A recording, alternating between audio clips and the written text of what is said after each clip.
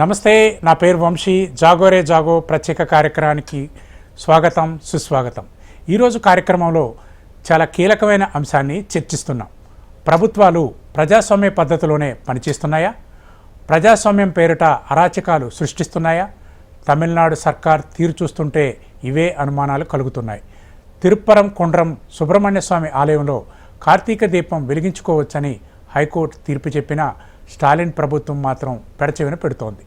ఆందోళనకు దిగిన హిందూ సంఘాల నాయకుల్ని తీవ్రంగా అణిచివేస్తోంది. మరి ముఖ్యమంత్రి స్టాలిన్ ఎందుకు అలా ప్రవర్తిస్తున్నారు? వీటిని చెక్ పెట్టడం ఎలా?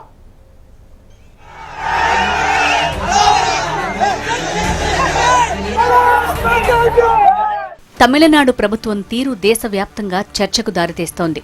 ప్రజాస్వామ్య పద్ధతిలో ఎన్నికై ప్రజల హక్కులు, సంస్కృతి పరిరక్షణ కోసం పనిచేయాల్సిన డీఎంకే మెజారిటీ ప్రజల సాంస్కృతిక హక్కులను, రాజ్యాంగ హక్కులను చేజేతులా కాలరాస్తోంది. తిరుప్పరం కుండ్రం ఆలయంలో కార్తీక దీపాలు వెలిగించే విషయంలో కోర్టు తీర్పు ఇచ్చిన స్టాలిన్ సర్కార్ పంతానికి పోవటమే ఇప్పుడు ప్రజల ఆగ్రహానికి గురవుతోంది. మధురై సమీపంలోని ప్రాచీన మురుగన్ ఆలయం వద్ద కొండపై కార్తీక దీపం నిర్వహించుకోవచ్చని Madras high court Madurai division bench ఇటీవల పూర్తి క్లారిటీ ఇచ్చింది. Justice G Jayachandran, justice KK రామకృష్ణన్ల బెంచ్ అంతకుముందు single judge justice GR Swaminathan ఇచ్చిన తీర్పును పూర్తిగా సమర్థించింది. అంతేకాక తమిళనాడు ప్రభుత్వం తీరును తీవ్రంగా తప్పుబట్టింది.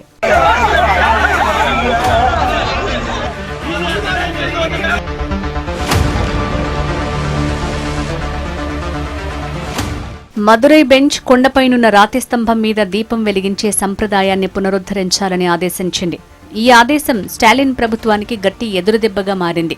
అలాగే హిందూ సంఘాలు దీన్ని తమ ప్రాచీన సంప్రదాయానికి లభించిన విజయంగా భావించి ఆనందం పంచుకున్నాయి. కార్తీక మాసంలో దీపం వెలిగించేందుకు అనుమతించాలని, ఈ విషయంలో తమను అడ్డుకుంటున్న ప్రభుత్వానికి వ్యతిరేకంగా ఆదేశాలు ఇవ్వాలని హిందూ మున్నని వంటి సంఘాలు కోర్టును ఆశ్రయించాయి. అలాగే అక్కడ గతంలో కార్తీక దీపోత్సవం ఎలా నిర్వహించుకునేవారు, అందుకు తగిన ఆధారాలను కోర్టుకు సమర్పించి తమ హక్కును ఆ విధంగా సంపాదించుకున్నారు. దీంతో జస్టిస్ స్వామినాథన్ ఆ ప్రదేశంలో దీపాలు వెలిగించొచ్చని, ఉద్రిక్తతలు తలెత్తకుండా చూడాల్సిన బాధ్యత ప్రభుత్వం మీదే ఉందని ఆదేశించారు. దానికి వ్యతిరేకంగా తమిళనాడు ప్రభుత్వం, ఆలయ నిర్వహణ బోర్డు, వక్ఫ్ బోర్డు, దర్గా నిర్వాహకులు అప్పీళ్లు దాఖలు చేశారు. సింగిల్ జడ్జి తీర్పుతో విభేదిస్తూ తమిళనాడు ప్రభుత్వం డివిజన్ బెంచ్ని ఆశ్రయించింది.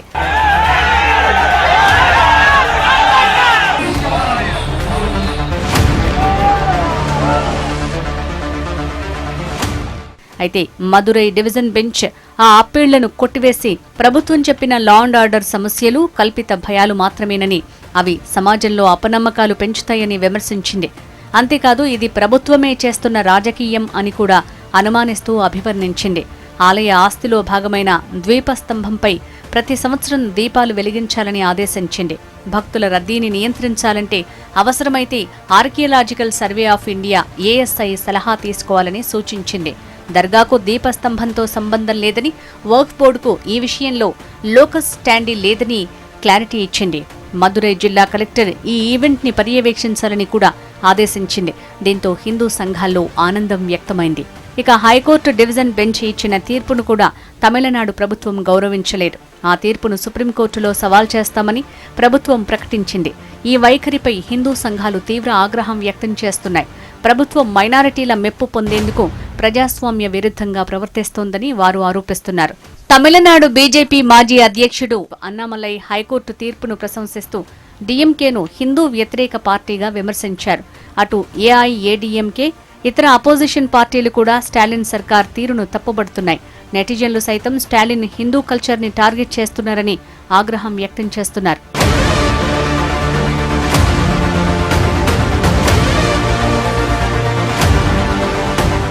(1920లోనే అక్కడి సివిల్ కోర్టు కొండలో చాలా భాగం ఆలయానికి చెందిందని నిర్ధారించింది. ఆ విధంగా అక్కడ గతంలోనే దీపాలు వెలిగించే సంప్రదాయం ఉండేది. కానీ ఇటీవల ప్రభుత్వ కుట్రలో భాగంగా నిలిపివేశారని హిందూ భక్తులు కోర్టుకు ఆధారాలు సమర్పించారు. సింగిల్ బెంచ్ జడ్జి జస్టిస్ స్వామినాథన్కు దురుద్దేశాలు అంటగట్టిన విషయంలో కూడా డివిజన్ బెంచ్ క్లారిటీ ఇచ్చింది. జడ్జికి ఆ విధంగా దురుద్దేశాలు ఆపాదించడం సరికాదని హితవు పలికింది. అయినా స్టాలిన్ సర్కార్ మాత్రం హిందూ వ్యతిరేక వైఖరితోనే ముందుకు వెళ్తోందంటున్నారు హిందూ సంఘాల నాయకులు.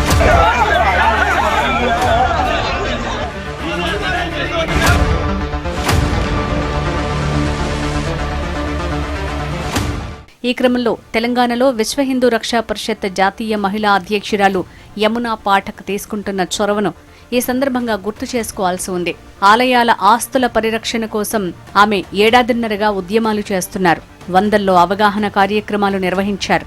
ఓల్డ్ సిటీలోని పలు ఆలయాల భూములపై పోరాడి విజయం అందుకున్నారు.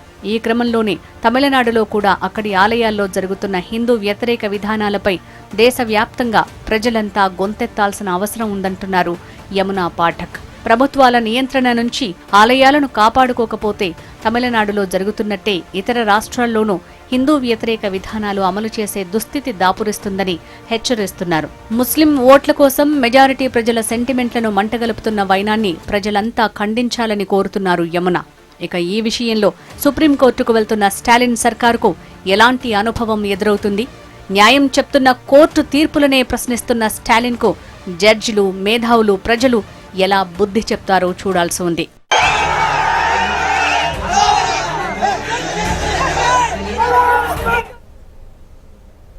చూసారుగా ఈ తమిళనాడులో జరుగుతున్న ఈ అరాచక ప్రభుత్వం చేస్తున్న అన్యాయాల్ని. ఈ కార్యక్రమంపై ప్రత్యేక డిబేట్ను చేపట్టింది హెచ్ఎం టీవీ. ఈ కార్యక్రమంలో మాట్లాడేందుకు ప్రముఖ యాక్టివిస్ట్, విశ్వ హిందూ రక్షా పరిషత్ జాతీయ అధ్యక్షురాలు డాక్టర్ నడింపల్లి యమునా పాఠక్ గారు మనతో ఉన్నారు. వారిని అడిగి ఈ వివాదం గురించి, ఈ నేపథ్యం గురించి తెలుసుకుందాం. అలాగే డాక్టర్ బిఎన్ రమేష్ గారు, వెస్ట్ బెంగాల్ విశ్రాంత డీజీపీ, ప్రముఖ ఐఏఎస్ గారు కూడా ఉన్నారు. ఐపీఎస్ ఉన్నారు. వారిని అడిగి మరిన్ని విశేషాలు తెలుసుకుందాం. మేడం, రమేష్ గారితో మాట్లాడతారా? నమస్తే అండి. ముందుగా జాగోరే జాగోకి స్వాగతం, సుస్వాగతం. ఈరోజు మన ఈ కార్యక్రమానికి మనం అడగగానే అంగీకరించిన డాక్టర్ బిఎన్ రమేష్ గారు, వారు విశ్రాంత ఐపీఎస్ అధికారి, మాజీ డీజీపీ పశ్చిమ బెంగాల్ రాష్ట్రం నుంచి వారు మనకు అందుబాటులో ఉన్నారు. వారి గురించి చెప్పాలంటే సంక్షిప్తంగా కొద్దిగా అనేక రకమైన ఎన్నో మెడల్స్ కూడా వారు, పరాక్రమ్ మెడల్ అని, పోలీస్ మెడల్ అని, అలాగే మల్టిపుల్ పిహెచ్డీస్, ఐఐఎం ఖరగ్పూర్, అలాగే మహారాష్ట్ర నేషనల్ లాస్ యూనివర్సిటీ నుంచి వారు ప్రొఫెసర్గా ఉన్నారు. ఐఐఎం క్యాల్కటా, అలాగే రీసెంట్ కూడా వారికి లైఫ్ అచీవ్మెంట్ అవార్డు ఇవ్వడం జరిగింది. సో అంటే వారికి అనేకమైన పిహెచ్డీస్ కూడా ఉన్నారండి. లాలో కూడా డాక్టరేట్ ఉన్నది. అండ్ పూర్తిగా కూడా రాజ్యాంగానికి సంబంధించి విస్తృతంగా కూడా వారికి చాలా లోతైన అవగాహన, అండ్ మరీ ముఖ్యంగా వారు ఐపీఎస్ అధికారిగా కూడా, అది కూడా పశ్చిమ బెంగాల్ లాంటి రాష్ట్రంలో వారు అక్కడ ఉన్నారు అంటే మనం అర్థం చేసుకోవచ్చు. మరి అలాంటి రాజకీయ ఒత్తిళ్లు చాలా ఎక్కువగా ఉంటాయి. అలాంటి ఒక అద్భుతమైన మహనీయమైన వ్యక్తి మనకి ఈరోజు ప్యానెల్లో ఉన్నారు. అలాగే మనతో పాటు డాక్టర్ నేరెళ్ల మల్యాద్రి గారు కూడా ప్యానెల్లో ఉన్నారు. వారు రిటైర్డ్ డిస్ట్రిక్ట్ జడ్జి గారు. వారు కూడా సుప్రీం కోర్టు అడ్వకేట్ గా చేస్తున్నారు. అలాగే కాసేపట్లో మనకి రంగనాయకులు గారు కూడా జాయిన్ అవబోతున్నారు. తమిళనాడు బీజేపీ మీడియా ప్రెసిడెంట్ గా ఉన్నారు. వారు కూడా మనతో జాయిన్ అవబోతున్నారు. ఓకే, ముందుగా సార్ని అడుగుదామా, రమేష్ గారిని. సార్ నమస్కారం అండి. నమస్కారం మేడం. నమస్తే. Thank you sir. Thanks for joining us in Jagore Jago. Sir మీరు చూస్తున్నారు. Thank you sir. సార్ ఇప్పుడు తిరుపరకుండ్రం గురించి మీరు చూస్తున్నాడు. తమిళనాడు రాష్ట్రంలో ఈ రోజు అది మనకి కేవలం దశాబ్దాలు కాదు, శతాబ్దాలుగా కూడా అక్కడ దీపం వెలిగించడం అనేది ఒక ఆచారం. ఇటువంటి ఆచారానికి సంబంధించి మరి హిందువులపై ప్రభుత్వాల పెత్తనాలు ఎందుకు చేస్తున్నాయి? ఈ రకంగా ఒక నిరంకుశ వైఖరి ఎందుకు చూపిస్తున్నారు? మరీ ముఖ్యంగా కోర్టు ఆర్డర్ కూడా వెళ్ళిందండి. కోర్టు వరకు వెళితే అక్కడ కూడా ఎటువంటి ఆంక్షలు లేవు, ఎటువంటివి లేవు. తప్పకుండా కూడా భక్తులు వాళ్ళ యథావిధిగా వాళ్ళ ఒక ఆచార వ్యవహారాలను వాళ్ళు కొనసాగించవచ్చు అనే తీర్పు ఉన్నప్పటికీ కూడా దీన్ని ఛాలెంజ్ చేస్తామని ప్రభుత్వ వైఖరి, దీన్ని ఎవరికి అంటే సెక్యులరిజం ముసుగులో ఎవరిని వీళ్ళు అపీస్ చేద్దాం అనుకుంటున్నారు? మీరు ఎలా చూస్తారు సార్? దీన్ని ఎలా చూస్తారు ఇటువంటి సంఘటన? మీరు ఒక అధికారిగా కూడా ఉన్నారు. మరీ ముఖ్యంగా తమిళనాడు రాష్ట్రంలో అక్కడ డెప్యూటీ కమిషనర్ ఆఫ్ పోలీస్ వారు పూర్తిగా కూడా నిర్బంధన చేసి వారు అక్కడున్న భక్తులను గుళ్ళో వెళ్ళనీయకుండా, దీపం వెలిగించకుండా కూడా వాళ్ళు కంటెంప్ట్ ఆఫ్ కోర్ట్ అయినప్పటికీ కూడా అలాంటి చర్య తీసుకోవడానికి మీరు ఎలా చూస్తారండి ఈ యొక్క ఇష్యూని? అమ్మా, దీంట్లో ప్రాథమికంగా 3 ఇష్యూస్ ఉన్నాయమ్మా. ఒకటి, చట్టపరంగా సర్కార్ అంటే గవర్నమెంట్ వాళ్ళు, ఘనత వహించిన ప్రభుత్వం వారు ఇలాంటి పనులు చేయొచ్చా లేదా, ఫస్ట్ ఇష్యూ. రెండవ ఇష్యూ, కోర్టు ఇంటర్వ్యూన్ అయిన తర్వాత కూడా హైకోర్టు నుంచి ఆదేశాలు వచ్చిన దరిమిలా అయినా కూడా స్పందించకుండా నిర్లిప్తంగా ఉండి ఏవైతే నాకెందుకులే అని ఒక రకమైనటువంటి కంటెంప్ట్ ఆఫ్ కోర్టు కూడా దారితీసే ఒక నిర్లిప్త భావన. ఇక మూడో విషయం ఏంటంటే పోలీస్ డిపార్ట్మెంట్ తన నైతిక కర్తవ్యాన్ని అలాగే చట్టంగా కాన్స్టిట్యూషన్ ఆఫ్ ఇండియాలో భారత యొక్క సంవిధానంలో రాసినటువంటి విషయాల్ని మర్చిపోయి కేవలం ఒక పొలిటికల్ పార్టీ యొక్క ఏజెంట్ గా పనిచేసే ఒకరొక పక్షం అనుకోండి పోలీసులు, ఏకాంశం అనుకోండి, ఒక వర్గం అనుకోండి పోలీసులు, ఒక వర్గం వాళ్ళు అలా తయారు కావడం. ఈ మూడు ప్రజల్ని చాలా బాధలు పెడుతున్నాయనే దాంట్లో ఎలాంటి సందేహం లేదు. ఈ బాధ నుంచి ప్రజలు మేలుకొని ఒక్కటై కులాల వారిగా జాతుల వారిగా వాళ్ళు విభజించుకోకుండా మన యొక్క సనాతన ధర్మం యొక్క కల్చర్ ని వాళ్ళు గుర్తుపెట్టుకోవాలి. మరొక విషయం చెప్తానమ్మా, ఇది కేవలం హిందూ ధర్మానికి సంబంధించింది కాదు. ఈ ఆలయాలన్నీ కూడా ఏర్పడినప్పుడు ఎంతో పురాతనమైన ఆలయాలు, వేల సంవత్సరాల ముందు ఆలయాలు. ఆ రోజున ఒక సనాతన ధర్మం తప్ప ఇంకొక మతం లేదు ప్రపంచంలో. ఆ తర్వాత వచ్చినటువంటి మతాలు, ముఖ్యంగా మన ఇబ్రాహిమిక్ రిలీజియన్స్ అనుకోండి, మన దేశంలో ఉన్నటువంటి 2 మతాలు, అవి ఒకటి ఇస్లాం అండ్ ఒకటి క్రిస్టియానిటీ అనుకోండి. అలాగే దాని ముందు మనలో కూడా కొన్ని బౌద్ధ మతం, తర్వాత జైన మతాలు ఇవన్నీ వచ్చాయి. అవి కూడా కాంట్రడిక్షన్స్ లేవు. కానీ ఒక ఆలయం, ముఖ్యంగా నాకు చాలా విచిత్రం అనిపించింది ఏంటంటే తమిళనాడు గవర్నమెంట్ యొక్క ఆ ముద్ర, రాజముద్ర, అదే ఒక ఆలయం. మీరు చూస్తే ఆ ఆలయాన్ని రాజముద్రగా పెట్టుకున్నటువంటి తమిళనాడు గవర్నమెంట్ ఈ రోజున ఒక పర్టికులర్ పొలిటికల్ పార్టీ యొక్క నేతృత్వంలో నడుస్తున్నది. వాళ్ళు గమనించాల్సింది ఏంటంటే party and government are 2 different things అమ్మా. రాజధర్మాన్ని నిర్వర్తించిన పొలిటికల్ పార్టీకి ఎలాంటి మనుగడ లేదు అన్నది 80 ఏళ్ల భారత యొక్క రాజకీయ చరిత్ర పలుమార్లు ఎలుగెత్తి చాటిన సత్యం. ఆ సత్యాన్ని ఫారిన్ డిక్టేటర్స్ పేరు పెట్టుకున్నటువంటి కొంతమంది పొలిటికల్ నాయకులు విస్మరిస్తున్నారు. అంటే వినాశకాలే విపరీత బుద్ధి అని తప్ప మరొకటి ఈ జాతి అనుకోదని నాకు అనిపిస్తున్నారు. సార్ ఇక్కడ ఒక చిన్న విషయం సార్, ఇక్కడ మీరు చూడండి, ప్రభుత్వాలు ఈ రోజు ఒక ప్రభుత్వం ఉంటుంది, మరొక ప్రభుత్వం రేపు రావచ్చు. కానీ అధికారులకు వాళ్ళ ఒక్క విధి విధానాలు తెలియదంటారా? ఎందుకంటే నిశ్చిత రూపంలో అక్కడ కోర్టు ఆర్డర్ ఉంది, హైకోర్టు ఆర్డర్ ఉంది, అక్కడ మదురై బెంచ్ ఇచ్చిన తీర్పులు ఉన్నాయి, దాన్ని బలపరుస్తూ మళ్ళీ మెడ్రాస్ హైకోర్టు కూడా ఇచ్చిన తీర్పులు ఉన్నాయి. ఇవన్నీ ఉండగా కూడా అక్కడున్న పోలీస్ అఫీషియల్స్ ఇంత దుర్మార్గంగా, అంటే అసలు లా అండ్ ఆర్డర్ సమస్య కానే కాదు ఇది కేవలం ఒక భక్తి విశ్వాసం, భక్తులు వాళ్ళ ఒక నమ్మకంతో శతాబ్దాలుగా పూజిస్తున్న భగవంతుడికి దీపం వెలిగించుకోవడం ఒక ఈ అంశాన్ని అధికారులు ఎందుకు చొరవ తీసుకుంటున్నారు? అంటే ప్రభుత్వాలు చెప్పినట్టుగా వింటారా వీళ్ళు? అంటే మనం అంటాం కదా సార్, మన కాన్స్టిట్యూషన్ కి వీళ్ళు సర్వెంట్స్, కానీ ప్రభుత్వాలకి పొలిటీషియన్స్ కి కాదు. మరి అలాంటి ఆ అధికారంలో ఉన్న అంతటి పవిత్రమైన డిపార్ట్మెంట్ లో ఉన్న వాళ్ళు ఈ రోజు ప్రభుత్వాల మాట విని రాజ్యాంగ విరుద్ధంగా వెళ్తే ఇది నేరంగా పరిగణనలోకి వస్తుందంటారా? వాళ్ళని సస్పెండ్ చేసే అవకాశం ఉందంటారా? నాకు చాలా మంది, ముఖ్యంగా నేను పనిచేసినటువంటి పలు రాష్ట్రాల్లో, అది కాశ్మీర్ కావచ్చు, ఛత్తీస్గఢ్ కావచ్చు, అలానే తెలంగాణ, ఆంధ్ర 2 రాష్ట్రాలు కావచ్చు, నా కాడనటువంటి పశ్చిమ బెంగాల్ కావచ్చు, నార్త్ ఈస్ట్ స్టేట్ లో కూడా నేను సిఆర్పిఎఫ్లో పనిచేశాను. నేను పనిచేసినటువంటి రాజ్యాల్లో నేను చూసిన ప్రభుత్వాలు, including United states of America, నాకు నేర్పిన సత్యం ఏమిటంటే ఎప్పుడైతే చర్యలు కట్ట దాటుతామో, ఎప్పుడైతే రాజ్యాంగబద్ధమైనటువంటి మనల్ని నుంచి ఎక్స్పెక్ట్ చేస్తున్నటువంటి ఆ రాజధర్మాన్ని విస్మరిస్తామో, ఆ ఆఫీసర్ కానీ ఆ నాయకుడు కానీ వాళ్ళకి అల్టిమేట్ గా కర్మ సిద్ధాంతం లాగానే వారు చేసినటువంటి పనులకి వాళ్ళు ఖచ్చితంగా ఈ రోజు కాకపోతే రేపు కాకపోతే ఎల్లుండి వాళ్ళు ఖచ్చితంగా దానికి శిక్షార్హులు అవుతారు. వారికి దానికి బాధ్యత వహించాల్సి ఉంటుంది. ఇంత మటుకు చట్టం ఏ చట్టాన్ని వ్యతిరేకించి, లేదా ఇది ప్రభుత్వం చేసిన పని కాదమ్మా, ప్రభుత్వాన్ని నడిపిస్తున్నటువంటి కొన్ని మాఫియా శక్తులకు తలనొగ్గి అలాంటి మాఫియా శక్తులకి కొమ్ము కాసే ఏ పోలీస్ ఆఫీసర్ అయినా అతను మాఫియానమ్మా, అతని పోలీస్ ఆఫీసర్ అండం పోలీసు డిపార్ట్మెంట్ కి ఒక అవమానం. అలాంటి వ్యక్తుల మీద చట్టం ఖచ్చితంగా చర్య తీసుకుంటుంది. ఈ వ్యక్తుల మీద కూడా రాబోయే కాలంలో ఎవరైతే తమ డ్యూటీని విస్మరించారో, బిఎన్ఎస్ఎస్ భారతీయ న్యాయ సంహిత సిఆర్పిసి చెప్పినటువంటి చట్టాన్ని విస్మరించి కొంతమంది మాఫియా శక్తులకు కొమ్ము కాసే శక్తి విధులుగా వాళ్ళ ప్రైవేట్ సెక్యూరిటీ గార్డ్ గా వివరించినటువంటి ఏ పోలీస్ ఆఫీసర్ అయినా చట్టానికి ఖచ్చితంగా బాధ్యతే. చట్టం అడిగే క్వశ్చన్లకి వారు ఖచ్చితంగా ఎక్కువ చెప్పాలి.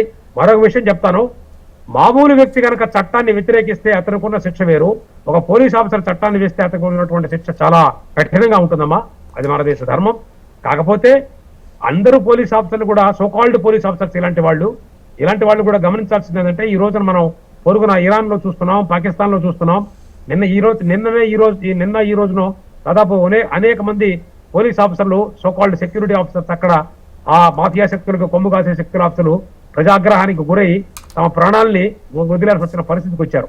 సో అలాంటి పరిస్థితి కాకుండా ఉండాలంటే, ప్రజాగ్రహానికి కారణం కాకుండా ఉండాలంటే పోలీస్ డిపార్ట్మెంట్ వారు ఎవరికి లొంగకుండా వారు చట్టాన్ని తీసుకొస్తే మహా అవుతే వాళ్ళని ట్రాన్స్ఫర్ చేస్తారు. కాకపోతే ఇక్కడ బ్లాక్ మెయిలింగ్ టెండెన్సీ అంటే ఏంటనమ్మా, కొన్ని రాజకీయ కుతంత్రాలు చేసే కొన్ని పార్టీలు ఏం చేస్తాయంటే కావాలని చెప్పేసి పోలీసుల్లో కానీ అధికారుల్లో కానీ అవినీతిని పెంచి పంపొందిస్తారు.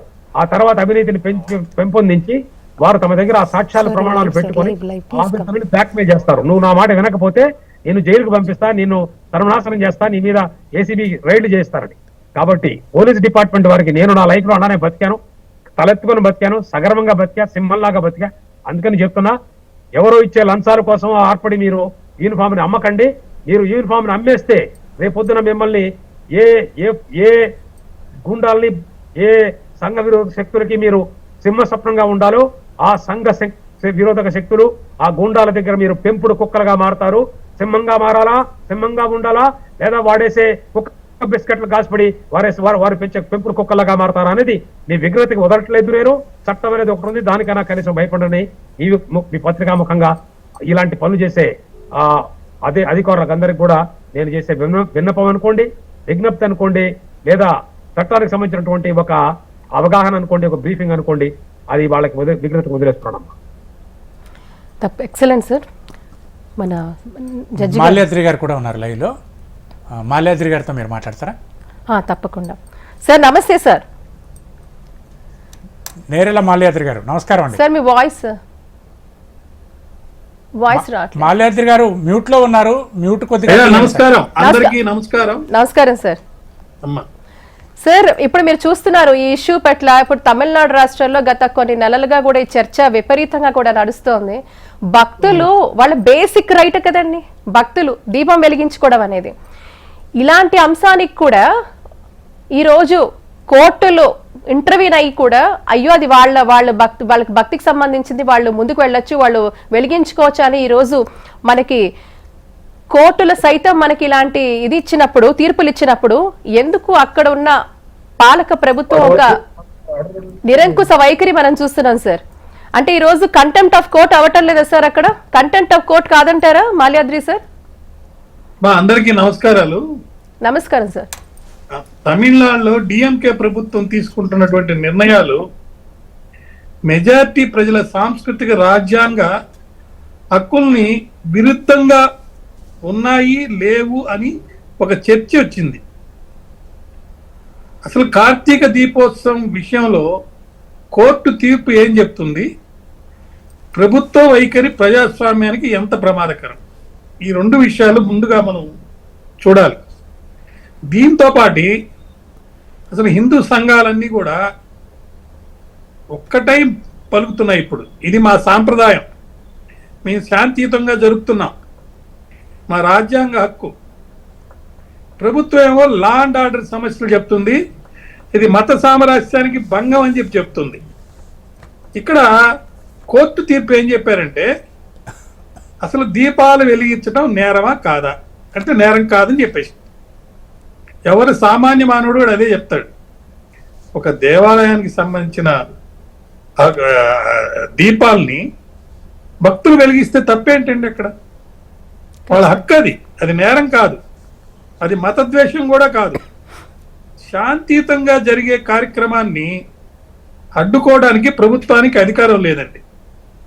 అయితే ఈ లా అండ్ ఆర్డర్ భయాలనేవి కల్పితము అని చాలా మంది నొక్కి వక్కాడిస్తున్నారు. అసలు దర్గాకి దీప స్తంభానికి ఏం సంబంధం లేదండి. అసలు వక్ఫ్ బోర్డు అనే దానికి ఈ విషయంలో లోకల్ స్టాండ్ ఏం లేదు.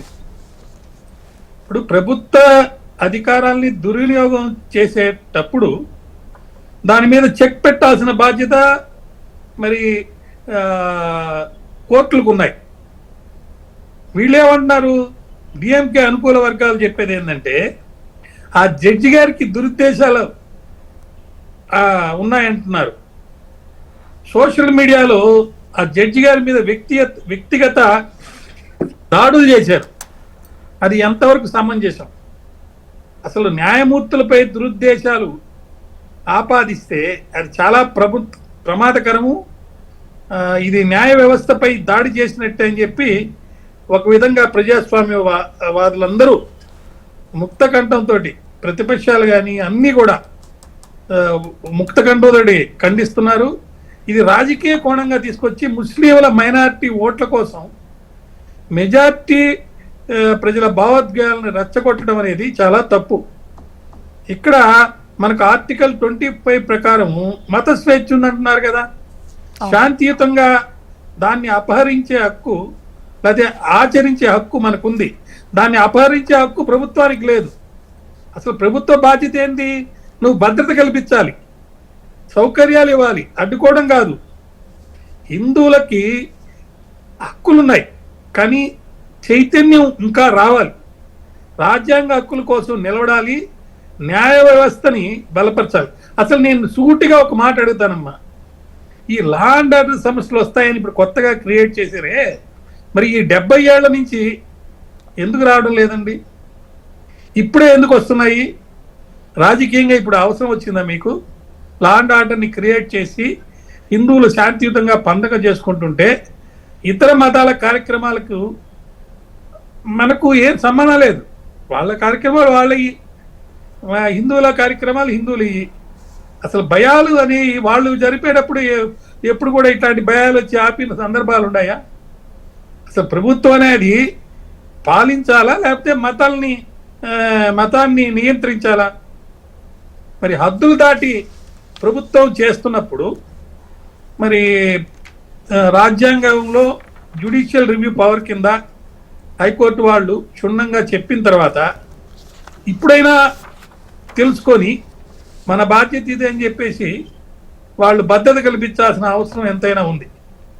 ఓట్ల కోసం మెజార్టీ ప్రజలు సెంటిమెంట్లను తాకట్టు పెట్టడం, సెక్యులరిజం అనే పేరుతోటి లేకపోతే రాజకీయాలు చేయాలనే ఒక అవకాశవాదాన్ని వాడుకోవటం, జడ్జిపై దురుద్దేశాలు ఆపాదించటం, ఇది నేను మీ ముందుకు సవినయంగా మనవి చేస్తున్నాను. న్యాయ వ్యవస్థపై, ప్రజాస్వామ్యంపై, హిందూ మతాలపై ఒక దాడి. అసలు శాంతియుతంగా జరుగుతున్న దాన్ని, ఆ సాంప్రదాయాన్ని ఆపితే మత ఘర్షణలు వస్తాయి.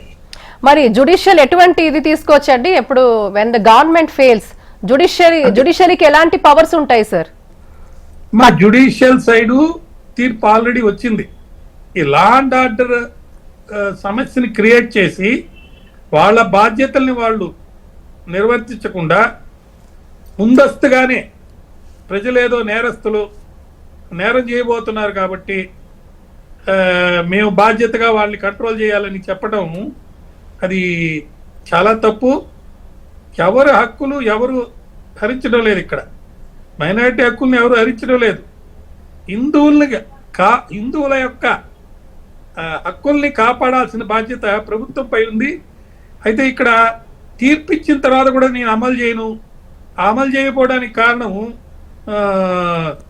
అంటే లా అండ్ ఆర్డర్ అని చెప్పడము అది ప్రజాస్వామ్యాన్ని కూని చేయడం కాబట్టి ఖచ్చితంగా కోర్టు వారి ముందలకి ఈ విషయాన్ని తీసుకెళ్తే ఇది కంటెంప్ట్ కింద తీసుకునే అవకాశం ఉంది. ప్రభుత్వం అనేది మత స్వేచ్ఛను అడ్డుకోకూడదు. అలా అడ్డుకుంటే కోర్టు జోక్యం చేయాల్సి ఉంది. ఇది రాజ్యాంగ ధర్మం. అది ఉద్దేశపూర్వకంగానే చేస్తున్నట్టుగా క్లియర్గా మనకు కనిపిస్తున్నాయి. అంటే పునరావృతంగా హిందూ సాంప్రదాయాలపైనే ఆంక్షలు విధిస్తున్నారు. మరి అలా చేస్తే ఇది మత ఘర్షణలకి వెళ్ళే అవకాశం ఉంది. కాబట్టి కోర్టు ఖచ్చితంగా హిందువులకున్న హక్కుల్ని కాపాడే నిమిత్తం హక్కులు ఉన్నా దీన్ని అమలు చేయకుండా పెట్టడం వల్ల ప్రజాస్వామ్యమే దెబ్బతినేటట్టుంది. కాబట్టి కంటెంప్ట్ కింద తీసుకునే అవకాశం ఉంది.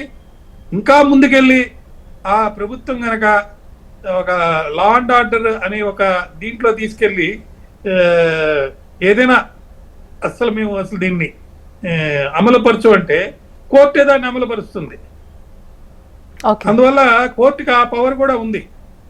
లా అండ్ ఆర్డర్ పేరుతో భయాలు సృష్టించడం, వాస్తవంగా ప్రమాదం లేదు ఈ విషయాన్ని ప్రమాదం ఉందని వ్యక్తీకరించడం, దర్గాకు దీపాస్తంభానికి సంబంధం ఏమీ లేదని కోర్టు భావించిన తర్వాత కూడా ఇలా చేయడం చాలా తప్పండి. ఇది మతాల మధ్య పోరు కాదు, ఇది సమానత్వం కోసం పోరు.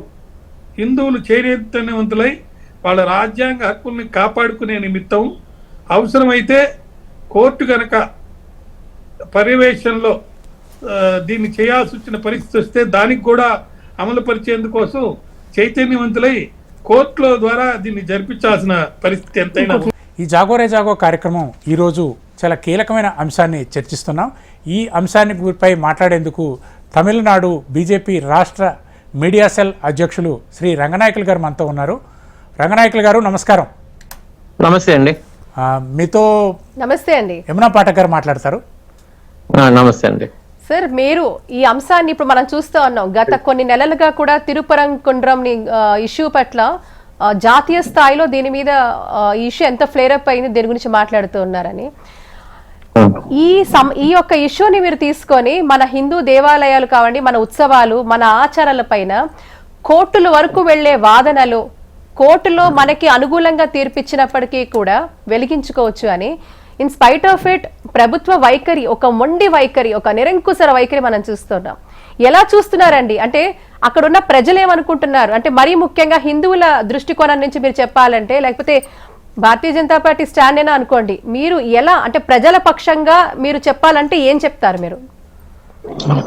నమస్తే అమ్మా, ప్రేక్షకులకందరికీ నమస్కారం తెలియజేసుకుంటున్నాము. ఇక్కడ తమిళనాడు ఈ రాష్ట్రం అనేది చాలా విభిన్నమైన రాష్ట్రము. ఇక్కడ జీవించే ప్రజలు వాళ్ళ యొక్క మనోభావాలు ఎలాగుంటుందంటే, అతను క్రిస్టియన్ గా జీవించవచ్చు, ముస్లిం గా జీవించవచ్చు, కానీ ఆ నేను హిందూ అంటే సెక్యులర్ అంటారు. అదే ఇక్కడ ఈ యొక్క పరిస్థితి అన్నమాట. ఇక్కడ డిఎంకే ప్రభుత్వం ఎలాగంటే, వీళ్ళకి ఇక్కడ ప్రస్తుతం ఉన్న రాజకీయ పరిస్థితుల్లో రానున్న 2026 అసెంబ్లీ ఎలక్షన్స్ పరిస్థితిలో వాళ్ళకి బాగా అర్థమైంది ఏమిటంటే, వాళ్ళకి ఎనీ కాస్ట్ వచ్చి విజయ్ యొక్క ఓట్, ఇప్పుడు విజయ్ పార్టీ స్థాపించిన విషయం మీకు తెలిసి ఉంటుంది మీకు. ఇప్పుడు ఏమవుతుందంటే వాళ్ళకి ఇక్కడ వచ్చి తమిళనాడులో ఏం ప్రాబ్లం అంటే, ఇక్కడ వాళ్ళకి DMK that is INDI alliance లో వాళ్ళకి వచ్చి వాళ్ళు స్ట్రాంగ్ గా లేదు. ఫస్ట్ పాయింట్, ఇక్కడ వాళ్ళ లోపల వాళ్ళకి వచ్చి కొంచెం ప్రాబ్లం జరుగుతుంది. ఇక్కడ ఒక పక్క అంటే ఎన్డీఏ తరఫున వచ్చేసి అలయన్స్ స్ట్రాంగ్ అవుతుంది. ఈయన ఏఐడిఎంకే ఆయన ex chief minister Edappadi Palaniswami గారు కానీ, ఇంకా చెప్పంటే ఇప్పుడు పిఎంకే అలాగొచ్చి అన్ని పార్టీలు వచ్చి ఎన్డీఏలో వచ్చి మనకు అలయన్స్ లో వచ్చున్నారు అనమాట ఇప్పుడు.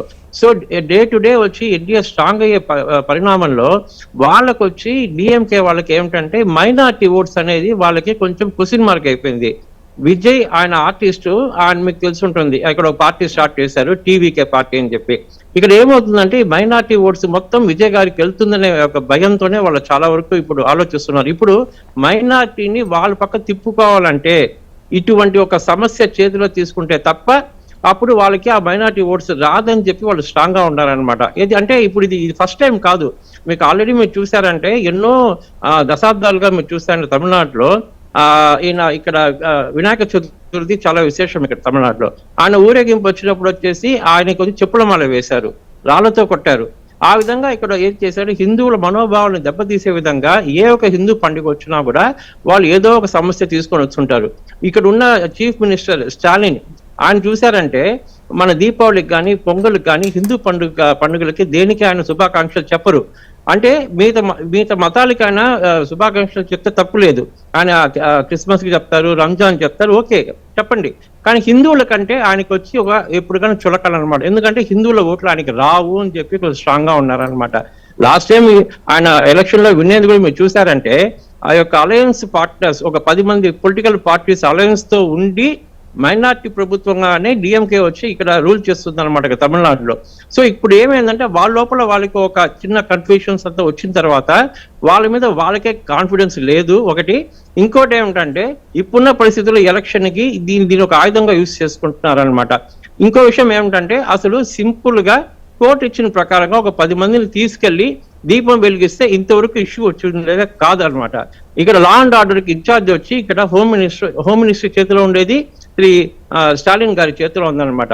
సో ఒక చిన్న విషయాన్ని పెద్దది చేసి రాజకీయ లబ్ధికి వీళ్ళు చేసే ఒక రాజకీయం అనేది చాలా చాలా చాలా ఖండించదగ్గిందనమాట.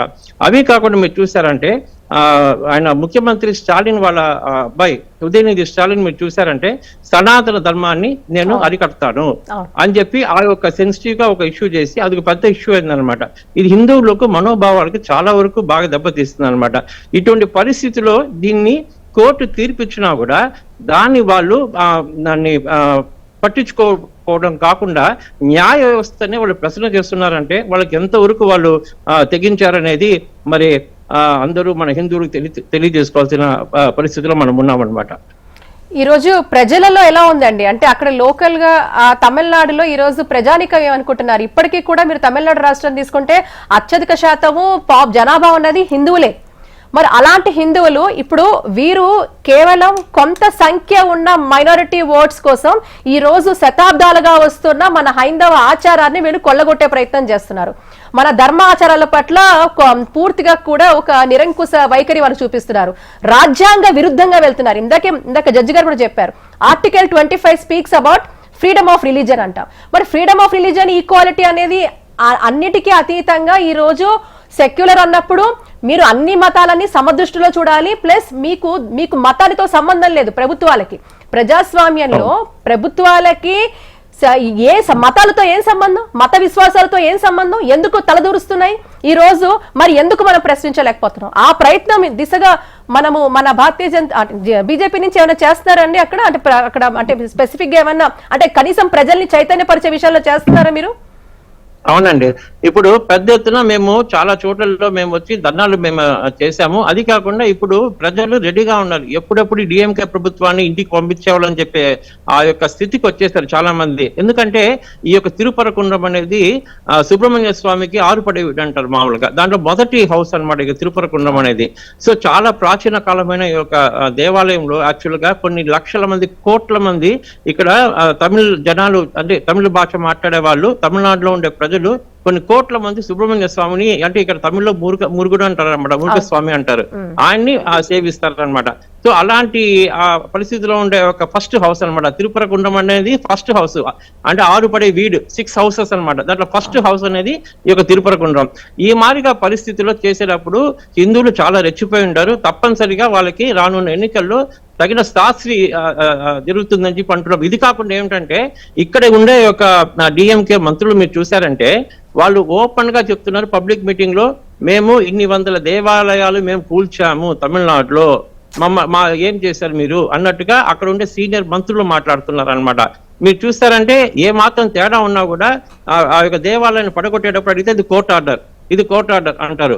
సో కోర్ట్ ఆర్డర్ అని చెప్పే మీరు మరి కోర్ట్ ఆర్డర్ ని ఇప్పుడు ఫాలో చేసేదానికి, ఆ దీపం మీకు ఇచ్చేదానికి, వెలిగించేదానికి మీకేం సమస్య?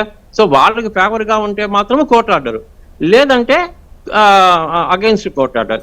దీనికి వాళ్ళు సుప్రీంకోర్టు పోయినా కూడా వాళ్ళకే తెలుసు. యాక్చువల్ గా ఒకప్పుడు ఎక్స్ చీఫ్ మినిస్టర్ కరుణానిధి గారు రామాయణం కల్పితం, అయోధ్యలో రాముడు వారు ఉన్నారా అని చెప్పి పెద్ద ఇష్యూ చేశారు. అప్పుడు సుప్రీంకోర్టే క్లియర్ గా వచ్చి దానికి ఆధారాలు ప్రూవ్ చేసిన తర్వాత వాళ్ళు ఏం చేయని వాళ్ళ కాల. అదే విధంగా దీన్ని మనము న్యాయపరంగానే మనం దీన్ని తీసుకెళ్తున్నాం. కానీ ఇక్కడ హిందూ సంస్థలు, మీకు చాలా సంస్థలు ఉంది కదా తమిళనాడులో, వాళ్ళందరూ ఏకమయ్యి దీన్ని తప్పనిసరిగా రానున్న ఎన్నికల్లో వాళ్ళకి తగిన శాస్త్రి, తగిన బుద్ధి వాళ్ళకి చెప్తారని చెప్పి మేము తెలియజేసుకుంటున్నాము.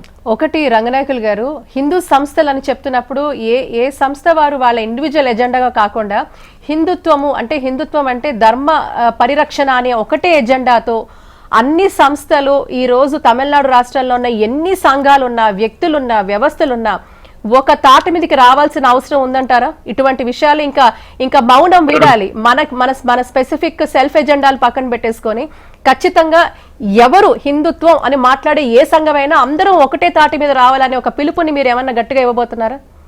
ఇచ్చాము. ఇప్పుడు రీసెంట్ గా వచ్చి ఇక్కడ హిందూ మున్నని అని చెప్పి ఇక్కడ ఉందమ్మా. అక్కడ మేమేం చేస్తామంటే మురుగర్ భక్తులు మానాడు అంటే సుబ్రహ్మణ్య స్వామి భక్తుల మహాసభ అన్నమాట. దానికి ఆంధ్రప్రదేశ్ రాష్ట్ర ఉప ముఖ్యమంత్రి శ్రీ పవన్ కళ్యాణ్ గారు కూడా ఆ యొక్క ప్రోగ్రామ్ వచ్చారనమాట.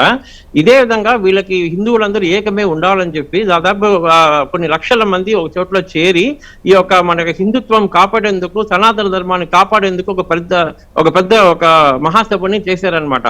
అదే విధంగా ఇప్పుడు చాలా చోట్లలో ఇలాగ వచ్చి అన్ని సంస్థలు ఒక తాటి మీద వచ్చి వాళ్ళకి తగిన బుద్ధి చెప్పాలని చెప్పి చాలా కార్యక్రమాలు చేస్తున్నారు. అందరూ ఒకటైనారు. ఇది is the right time for the Hindus to get United and to make DMK to go out of rule in 2026 అమ్మా.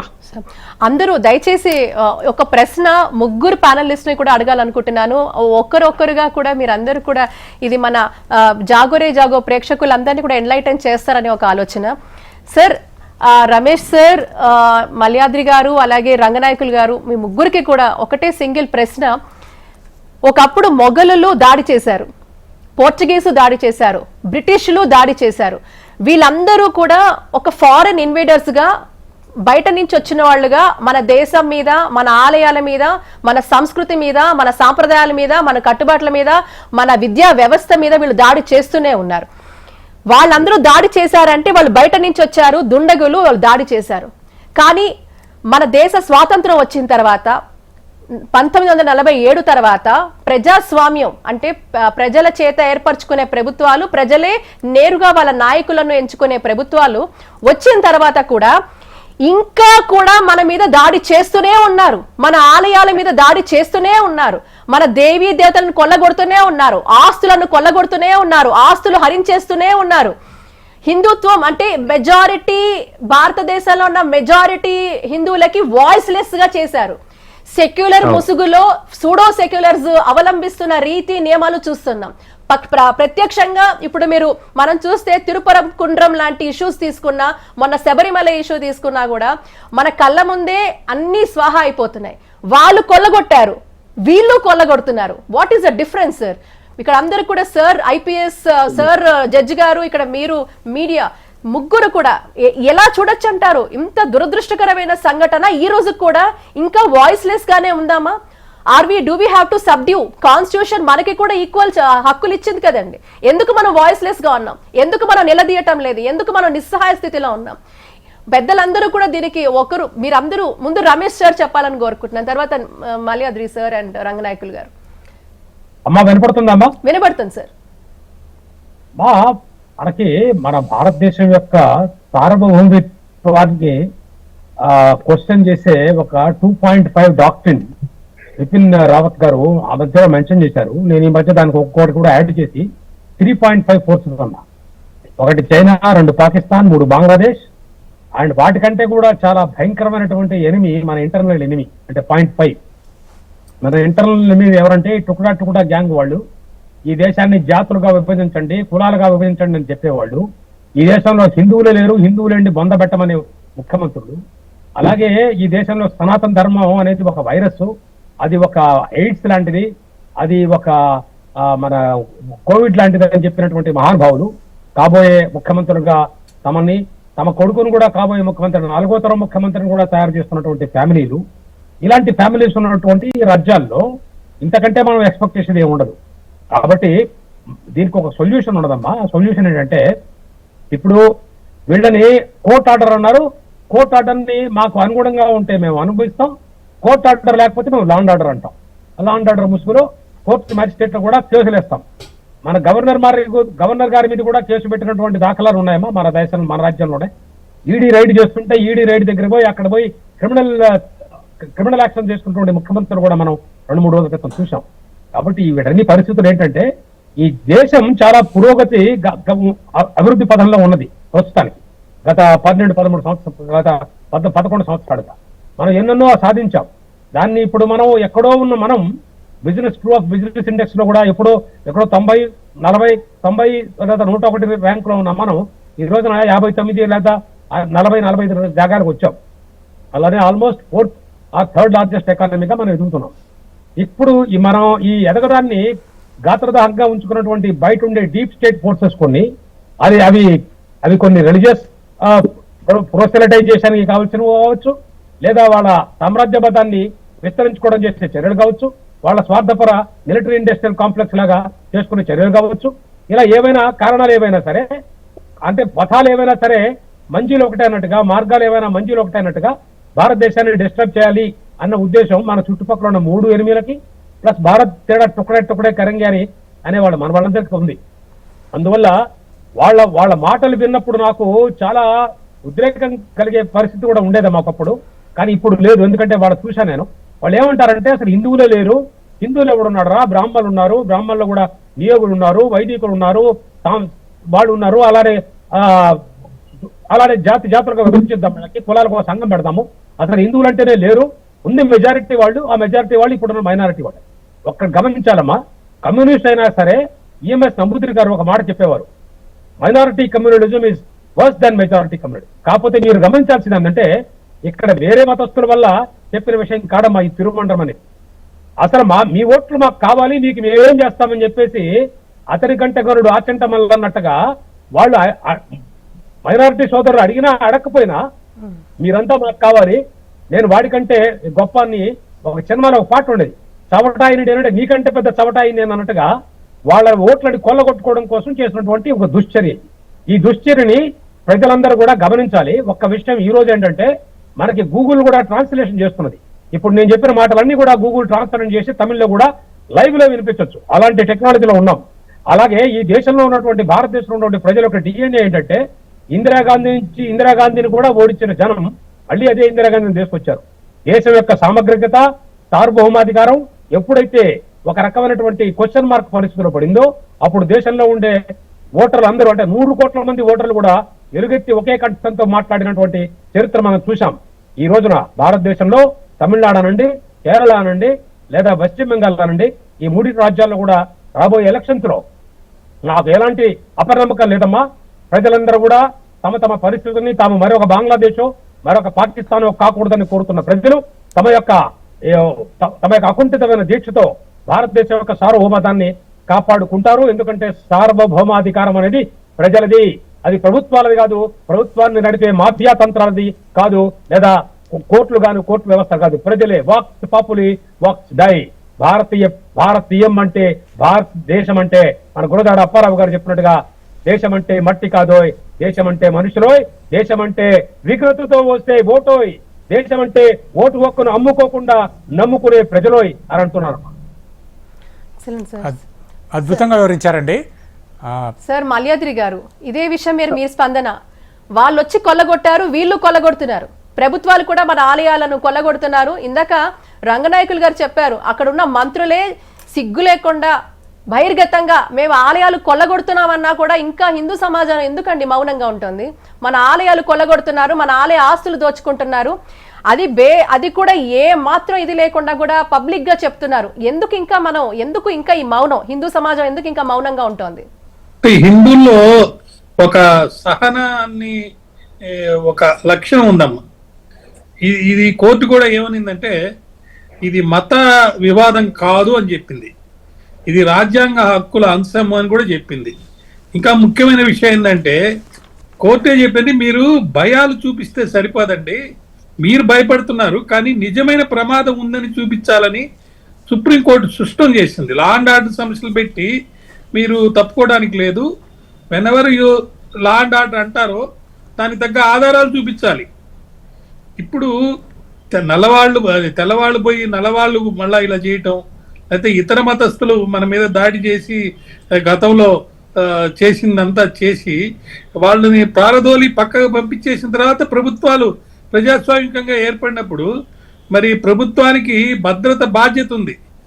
ఆ భద్రత పేరుతో హక్కును రద్దు చేయలేరు కదా.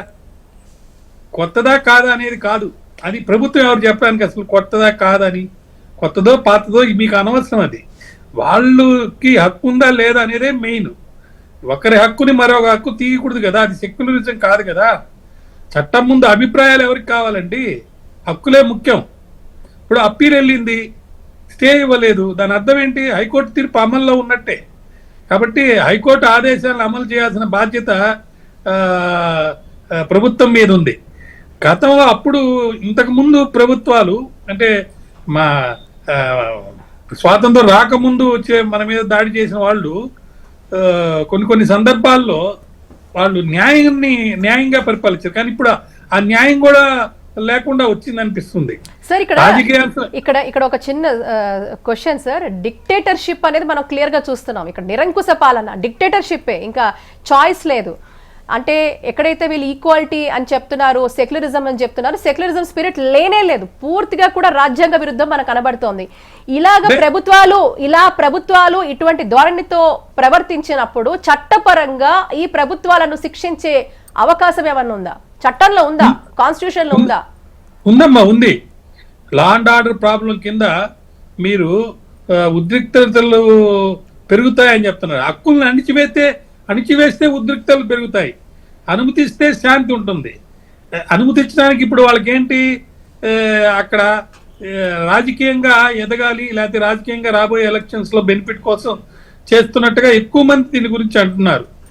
రాజ్యాంగాన్ని అమలు చేయడం అనేది ప్రమాదం కాదు. కోర్టు అనుమతించినటువంటి హక్కుల్ని వినియోగించుకోవటం అది రెచ్చగొట్టే పరిస్థితి కాదు. స్టే లేదు, ఆదేశాలు చెప్తున్నాయి. భయాలు కాదు, ఆధార్ కావాలి. భద్రత ప్రభుత్వ బాధ్యత. అసలు నీకు నచ్చని తీర్పు వస్తే అది బయాస్ అయినట్ట. హక్కులనేవి ప్రభుత్వం ఇచ్చేది కాదండి, రాజ్యాంగం ఇచ్చే హక్కు. రాజ్యాంగం ఇచ్చినటువంటి హక్కుల్ని కాపాడాల్సిన బాధ్యత కేవలం హిందువుల మీదనే కాదండి. చైతన్యమైన హిందువులే కాదు, చైతన్యమైనటువంటి సిటిజన్స్ కావాలి. ఇప్పుడు సిటిజన్స్ లో కూడా మార్పు వచ్చిందండి. ఒక మార్పు రావాలి, వస్తుంది. అది గట్టిగా సంఘటితంగా చేస్తే ఇంకా తొందరగా వస్తుంది. అయితే మనకు స్వాతంత్రం రాకముందు చేసినవన్నీ, అప్పుడున్న పద్ధతులు అప్పుడు చేసినవన్నీ ఒక ఎత్తు. ఇప్పుడు అంతా సోషల్ మీడియా డిజిటల్ ఫామ్ లో వచ్చింది కాబట్టి ఖచ్చితంగా ఇది త్వరితగతిన అక్కడ దీని మీద ఒక సమస్యకి పరిష్కారం వస్తుంది. ప్రజలే దీన్ని నాయకత్వం వహించి ఇదిగో ఇది తప్పు అని చెప్పి వాళ్ళే విత్డ్రా చేసుకొని అక్కడ దీపం వెలిగించే హక్కు జరుగుతుందని నేను భావిస్తున్నాను. అప్పటి ప్రభుత్వాలకి లేకపోతే అప్పుడు మతాలు విశ్వాసాలు వాళ్ళు ఇక్కడ పవర్ కోసం మాత్రమే వచ్చి చేశారండి. ఇప్పుడు వీళ్ళు పవర్ కరప్షన్ ర్యాంపెంట్ అయిపోయింది. హిందూ ఆలయాల్లో ఉన్న డబ్బుని ఏదో విధంగా దోచుకోవడానికి, దాన్ని ఇతర వాటికి వాడుకోవడానికి అనేక రకాలైనటువంటి హింసాత్మక చర్యలు కానీ లేకపోతే అనేక రకాలైనటువంటి కుటిల రాజకీయాలు కానీ చేస్తున్నారు. దీని మీద సంఘటితమై ఖచ్చితంగా దేశవ్యాప్తంగా కానీ ప్రపంచవ్యాప్తంగా ఉన్న హిందువులందరూ ఒకటవ్వాలి. మన సాంప్రదాయాలు లేకపోతే వేదాలు ఉపనిషత్తులు చెప్పినట్టు మనం ఆచరణలో మనం ఆచరించుకునే అవకాశాన్ని, మన హక్కుని మనం కాలరాస్తుంటే మనం ఎందుకు గమ్ము ఉండాలండి? అవసరమైతే ప్రాణత్యాగమైనా చేయాలి, దీన్ని కాపాడుకోవాలి. కాపాడుకోకపోతే ఏమవుతుంది, కొన్నాళ్ళకి వాళ్ళకి మీకు హక్కున్నా మీరు వినియోగించలేకపోయినప్పుడు ఇతరులకి అదొక హక్కుగా ఏర్పడుతుంది. దీన్ని చూపిస్తారు. ఎక్కడికి వచ్చి ఏది చేయాలన్నా మనం ఇదిగో చెన్నైలో, మద్రాసులో లేకపోతే తమిళనాడులో చూడు, మీకు హక్కున్నా మీరు అమలు చేసుకోలేకపోయారు కాబట్టి మేము ఇక్కడ కూడా ఇలాగే చేస్తామనే పరిస్థితి వస్తుంది. కాబట్టి రాజకీయంగా కాకుండా సామాజికంగా కూడా చైతన్యవంతులయ్యి మత విశ్వాసాలని ఎవరు మతాన్ని నమ్ముతుంటే వాళ్ళ ఆచారాలని సాంప్రదాయాలని వాళ్ళు పాటించుకునేదానికి ఉన్న అన్ని రకాల అవకాశాలని అన్ని రకాల హక్కుల్ని వాళ్ళు వాడుకునేటట్టు సమర్థవంతంగా తిప్పికొట్టాల్సిన బాధ్యత మన అందరి మీద ఉంది. మీరు అన్నట్టు మొగళ్ళు కానీ ఇంకోరు కానీ మన మీదకి వచ్చినప్పుడు అప్పుడంతా ప్రజలు ఒకటై నిలబడ్డారు కదా, మరి అన్ని పోయినాయి కదా, ఇప్పుడు కూడా అంతే జరుగుతుంది. ప్రజలు ఏకతాటిపై నిలబడతారు. ఖచ్చితంగా మార్పు అనేది వస్తుందని నేను భావిస్తున్నాను. తప్పకుండా సార్. ఇక్కడ రంగనాయకులు గారు, ఇక్కడ ఈ గుడికి సంబంధించి ఆల్రెడీ ఒక భక్తుడు కూడా అక్కడ మృతి చెందారు, వారు ఆహుతి చేసుకున్నారు అక్కడ. అది అంటే ఎంత దారుణం అండి. అంటే ఈ రోజు మన ఆచారము మన వ్యవహారం కోసం ఈ రోజు ఒక భక్తులు నిజంగా కూడా అక్కడ ఆహుతి అయిపోయిన పరిస్థితి మనం చూస్తున్నాం. దీన్ని అంటే ఇంకా ఇంతటి ఘోరాలు, ఇంకా నేరాలు చూడాలంటారా? దీనికి ఏమైనా ఫుల్ స్టాప్ పడే అవకాశం ఉందంటారా? తప్పనిసరిగా అమ్మా. ఇక్కడ ఏమిటంటే ఇక్కడ ఒక చాలా కామెడీ విషయం ఏమిటంటే, వీళ్ళు హిందూ మతానికి వ్యతిరేకంగా ఉన్నామంటూ నాస్తికత్వానికి దాదాపు వచ్చి 5 దశాబ్దాలుగా వీళ్ళు ప్రయత్నం చేస్తున్నారు. ఇలాంటి ఉన్న ప్రభుత్వంలో ఒక డిపార్ట్మెంట్ ఒకటి ఉంది, HRNC, Hindu religious charitable endowment department అని చెప్పి. మీరు చూసారంటే ఆ టోటల్ ఆ యొక్క కొన్ని కోట్ల రూపాయలు, కొన్ని వందల కోట్ల రూపాయలు మీరు చూసారంటే దానిలో ఆదాయం వస్తుంటుంది అనమాట. సో ఆ అమౌంట్ ను కూడా వాళ్ళు వచ్చి మిస్యూజ్ చేసేదానికి ఎంతనో ప్రయత్నం చేస్తున్నారు. ఇక్కడ మా తమిళనాడు భారతీయ జనతా పార్టీ వాళ్ళు దాని మీద చాలా పోరాటాలు చేసి దాన్ని నిలిపారనమాట. అదే విధంగా వచ్చి కొన్ని లక్షల ఎకరాలు వచ్చేసి ఒక హెచ్ఆర్ఎన్సీలో మీరు చూసారంటే ఉంది, కానీ ఆ యొక్క దాదాపు అంటే 30 to 40% వచ్చి రికార్డులోనే లేదనమాట. ఆ విధంగా ఈ యొక్క దేవస్థానం ఈ యొక్క హెచ్ఆర్ఎన్సీలో ఉండే ల్యాండ్స్ ని వీళ్ళు మాయం చేశారనమాట. ఈ యొక్క హెచ్ఆర్ఎన్సీలో అంత కరప్షన్ ఉందన్నమాట యాక్చువల్ గా చెప్పాలంటే. అదే విధంగా అక్కడ భక్తులు వేసే కానుకలు, ఆ యొక్క వెండి కానీ బంగారం కానీ ఏదైనా సరే, ఆ కానుకల్ని వీరు ఏం చేశారంటే దాన్ని కరిగిచ్చి దాన్ని వచ్చి మళ్ళీ దాన్ని దాన్ని సొమ్ము చేసి మేము ట్రెషరీలో తీసుకుని వస్తామని చెప్పి ఇప్పుడు మా యొక్క భారతీయ జనతా పార్టీ అధ్యక్షుడు శ్రీ నైనా నాగేంద్రన్ గారు కానీ, ఎక్స్ గవర్నర్ తమిళిసై సౌందరరాజన్ గారు కానీ, లేక ఎక్స్ స్టేట్ ప్రెసిడెంట్ అన్నామలై గారు కానీ అడిగేది ఏమిటంటే, మొత్తానికి అసలు హెచ్ఆర్ఎన్సీలో ఒక వైట్ పేపర్ అంటే దాని గురించి ఆ యొక్క ఫుల్ వివరాలు మాకు ఇవ్వండి అని చెప్పి అడుగుతున్నారు. వాళ్ళు ఇవ్వలేకపోతున్నారు అనమాట. ఎందుకంటే దాంట్లో ప్రతి ఒక్కరూ దాంట్లో ఎంతవరకు ఆ డబ్బుల్ని వాళ్ళు కొల్లగొట్టాలని చెప్పి ప్రయత్నం చేస్తున్నారు అనేది అందరికీ తెలిసిన విషయమే. దీనికి ఒకటే ఒక తీర్పు ఏమిటంటే, రానున్న ఎన్నికల్లో ప్రజలందరూ ఏకమయ్యి వాళ్ళ యొక్క డెమోక్రటిక్ రైట్ ఓటింగ్ అనేది వాళ్ళు చేస్తే తప్ప ఆ యొక్క మార్పు అనేది రాదు.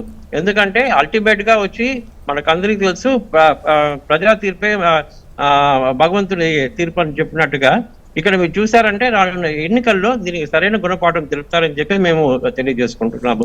అదే విధంగా అక్కడ ఇంకో విషయం ఏమిటంటే, ఇక్కడ ఉన్న యొక్క సినిమా హీరోలు మెయిన్ గా కమలాసన్ మీరు చూసారంటే ఆయన ఏం చేశారంటే ఈ విధంగా ఒక పాయింట్ ఆఫ్ టైమ్ లో ఓపెన్ గా డిక్లేర్ చేశారు. ఏమని చెప్పి, నేను క్రిస్టియానిటీ కోసం నేను ఒక అంబాసిడర్ గా నేను వర్క్ చేస్తున్నాను అని చెప్పి హిందూస్ కు ఆపోజిట్ గా సినిమాల్లో యాక్ట్ చేయటము, డైలాగులు చెప్పడము, హిందూ మనోభావాన్ని దెబ్బతీసే విధంగా కమలాసన్ గారు చేస్తున్నారు. అదే విధంగా ఇప్పుడు విజయ్ గారు ఇప్పుడు పార్టీ స్టార్ట్ చేశారు. మీరు చూస్తారంటే ఆ విజయ్ ఆయన యొక్క ఫుల్ పేరే వచ్చి జోసెఫ్ విజయ్, కానీ ఆయన వచ్చేసి ఆ యొక్క రిలీజన్ పేరు కూడా బయట చెప్పకుండా విజయ్ అంటే ఏదో ఒక హీరో కింద తీసుకొని వచ్చి ఆయన ఇప్పుడు ప్రజలందరూ ఏం ఆలోచిస్తున్నారంటే ఇదే విధంగానే వాళ్ళు నెక్స్ట్ క్రిస్టియాని డెవలప్ చేసేదానికి ఆయన ఎంతకు ప్రయత్నం చేస్తారో వాళ్ళు ప్రయత్నం చేస్తారు. సో వాళ్ళు ఏమన్నా చేసుకోరండి, కానీ హిందూ మనోభావాల్ని వాళ్ళు దెబ్బతీయకూడదు. అదొకటేదా మేము చాలా దాంట్లో శ్రద్ధ తీసుకుంటున్నాము, పోరాటం చేస్తున్నాము. దాని తగినంత శ్రమకి తగిన ఫలం అనేది రానున్న 2026 ఎన్నికల్లో వస్తుందని చెప్పి మేము భావిస్తున్నాము. చాలా అద్భుతంగా వివరించారండి. చివరగా సమయం ఇచ్చిపోతుంది సార్. ఈ రోజు నాకు నిజంగా చాలా సంతోషంగా ఉంది, ఎందుకంటే పెద్దలందరూ కూడా ఇక్కడ ఒక మేధో మదనం జరగడం స్టార్ట్ అయింది. ఎందుకంటే జస్ట్ సర్వసాధారణంగా కాదు, ఈ రోజు ప్రజలే కాదు మేధావులు కూడా బయటకు వస్తున్నారు, మేధావులు కూడా మద్దతు ఇస్తున్నారు. ఆ మేధో మదనం జరుగుతోంది. ఎందుకంటే ఇందాక సార్ రమేష్ గారు చెప్పింది కానివ్వండి, మల్యాద్రి గారు చెప్పినట్టు కానివ్వండి, రంగనాయకులు గారు చెప్పింది కానివ్వండి, వీళ్ళందరూ కూడా వాళ్ళ ఎక్స్పర్టీస్ తో మన ముందు అనేక విషయాలు పొందుపరచడం మనం చూస్తాం. చివరిగా ఈ యొక్క ఇష్యూని తీసుకొని నేను చెప్పాలంటే ఈ రోజు హిందువులు ఆలోచనకి పరిమితం అవ్వకుండా ఆచరణాత్మక హిందువుగా మారాల్సిన అవసరం ఉంది. మన ఆలోచనలు మనమే కూడగట్టుకొని ఉండకుండా ఆచరణతో, అంటే ఆవేశంగా కాకుండా అవగాహనతో, విభజనతో కాకుండా సంఘటిత శక్తితో, భయంతో కాకుండా ధైర్యంతో ముందుకు వెళ్తే తప్పకుండా ఎంతటి ప్రభుత్వాలైనా, ఎలాంటి నిరంకుశ ప్రభుత్వాలైనా కూడా తల వంచాల్సిందే, వారి పెత్తనం హరించాల్సిందే. అవన్నీ కూడా సహజంగా జరిగే ప్రక్రియలు. కాబట్టి ఆచరణాత్మక హిందూగా అందరం మారదాం. దీనికి తప్పకుండా కూడా పెద్దలు, మరి ముఖ్యంగా మేధో మదనం తప్పకుండా జరగాలి. మేధావులు అందరూ ముందుకు రావాలి. ఎందుకంటే they are the think tanks. దేశం అందరూ, ప్రజలందరూ ఉన్నప్పటికీ కూడా ఈ యొక్క ఇంటెలెక్చువల్ కమ్యూనిటీ ఏదైతే ఉందో వాళ్ళు తప్పకుండా కూడా హిందువులంటే ఎందుకండి నామోషి, ఎందుకండి వాయిస్లెస్, మన సగర్వంగా చెప్పుకోవాలి. అది మన కల్చరల్ లెగసీ, మన హెరిటేజ్, మన వారసత్వ సంపద. అలాంటి ఒక వారసత్వ సంపదని నిలుపుకునే ప్రయత్నమే భారతీయులుగా కులాలకి మతానికి అతీతంగా భారతీయ తత్వాన్ని మనం నిలబెట్టే ప్రయత్నం చేస్తున్నాం. మన ఆలయాలు, దేవీ దేవతలు, ఆచారాలు, సాంప్రదాయాలు, కట్టుబాట్లు ఇవన్నీ నిలబెట్టుకునే ప్రయత్నం చేస్తాం. మేము అడగగానే ఒప్పుకొని వచ్చినందుకు పెద్దలందరికీ కూడా మరొకసారి శిరస్సు వంచి పాదాభివందనాలు అందరికీ, ప్రతి ఒక్కరికి పేరు పేరున చేస్తూ ఆచరణాత్మక. ఒక నిమిషమ్మా, నెక్స్ట్ కార్తీక దీపంలో తప్పనిసరిగా ఈ యొక్క రాజకీయ మార్పు జరుగుతుంది. ఆ కార్తీక దీపం రోజు తప్పనిసరిగా ఆ యొక్క తిరుపర కుండ్రంలో మనం దీపం వెలిగించేదానికి ఆ భగవంతుడి యొక్క ఆశీస్సులు మాకు ఉంటుందని తెలియజేసుకుంటున్నాం. తదాస్తు, అమ్మా, తప్పకుండా ఈ పూర్ణచంద్రన్ అని డిసెంబర్ 18, 2025 ఎవరైతే ఆత్మహత్య చేసుకున్నారో, అవునండి, ఆత్మాహుతి. ఆత్మాహుతి, ఆ యొక్క ఆడియో సందేశం కనుక మీరు వింటే తన మనస్తాపం ఎంత తీవ్రంగా గురయ్యాడనేది అర్థమవుతుంది. అవునండి, కాబట్టి అలాంటి జరగకుండా ఉండాలంటే ఆయన మరీ ముఖ్యంగా ఆయన పెరియార్ విగ్రహం ముందు చేశాడు. ఆయన అవునండి, ఆయన ఆశిస్తున్నాడు ఈ ఏడాది ఖచ్చితంగా ఆ యొక్క దీపం వెలిగాలని. అట్లా వెలిగేందుకోసం మరి నేను చాలా భగవంతుని ప్రార్థిస్తున్నాను. ఆయన గురించి నేను ఇప్పుడే తెలుసుకున్నాను. ఆయన ధార్మిక స్థలాలకి బాగా వెళ్తూ వస్తుంటాడట. తనకి భార్య, 2 చిన్న పిల్లలు ఉన్నారంట. మరి ఇంత తీవ్రమైనటువంటి ఒక హిందూ భక్తుడి యొక్క ఆత్మాహుతి అదే ఒక పెద్ద జ్వాలై వాళ్ళని దహించేస్తుందండి. తప్పకుండా చిన్న విన్నపం చేస్తాను, మీరు పర్మిషన్ ఇస్తారు. సార్ సార్ జాగోరే జాగోరే అన్న ఒక సంస్థ నడిపించి మీరు తెలంగాణలో చాలా ప్రమాదమైనటువంటి సేవ చేస్తున్నారు.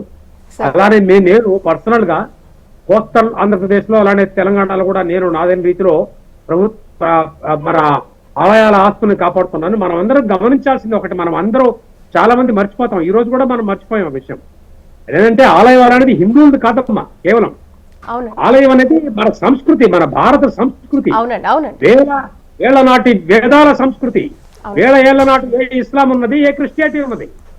ఇక్కడున్న ఈ దేశంలో 99% కన్వర్ట్ అయిన వాళ్ళ పూర్వీకులు అందరూ ఆ సనాతన ధర్మానికి చెందిన వాళ్లే. అందుకని మనల్ని హిందువులని పేరు పెట్టుకుని మనం ఒక మతంగా ఏర్పడడం అనేది సనాతన ధర్మానికి ధన్యవాదాలు రమేష్ గారు, ధన్యవాదాలు మాల్యాద్రి గారు, రంగనాయకులు గారు, ధన్యవాదాలండి. యమునా పాఠక్ గారు ధన్యవాదాలు. ఇది జాగోరా జాగో ప్రత్యేక కార్యక్రమం. మరో కార్యక్రమంలో మళ్ళీ కలుద్దాం. అంతవరకు సెలవు. నమస్తే.